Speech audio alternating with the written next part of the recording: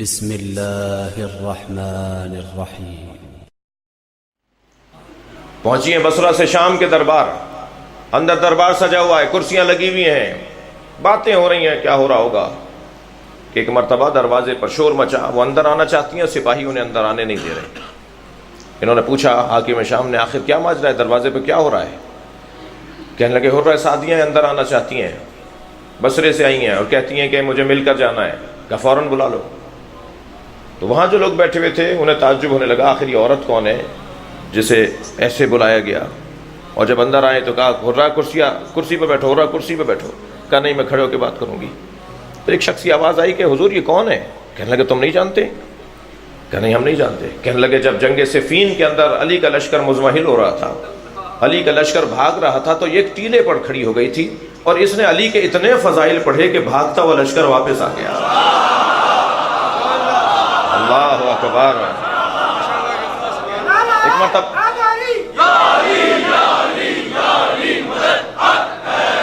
آواز دے کر کہنے حرہ کیسے آنا ہوا ہے؟ بصرے سے یہاں آئی ہو، اتنا لمبا سفر؟ کہنے لگی تمہارے حاکم نے، تمہارے گورنر نے ظلم و زیادتی کی حد کر دی، لوگوں سے جینے کا حق چھین لیا، ناانصافیاں عام ہو گئی ہیں، اسے معزول کرو۔ تو کہنے لگا پہلے مجھے اتنا بتاؤ علی زندہ ہیں یا مر گئے؟ مولا کی شہادت ہو چکی تھی۔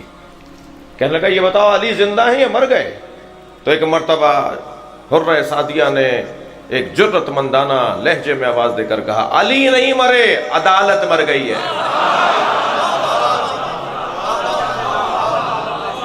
کیا چاہتی ہو، کیا چاہتی ہو؟ کہ معزول کرو اپنے گورنر کو۔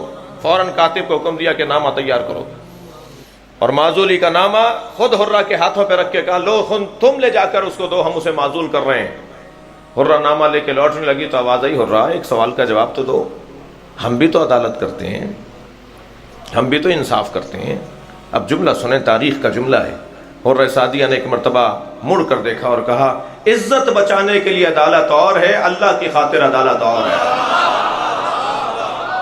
یہ جرأت، صلوات پڑھیں ذرا محمد و آل محمد۔ اگر آپ ہمارے لیٹسٹ ویڈیوز کے بارے میں جاننا چاہتے ہیں تو ہمارے چینل کو سبسکرائب کریں اور بیل آئیکن کو پریس کریں۔ شکریہ۔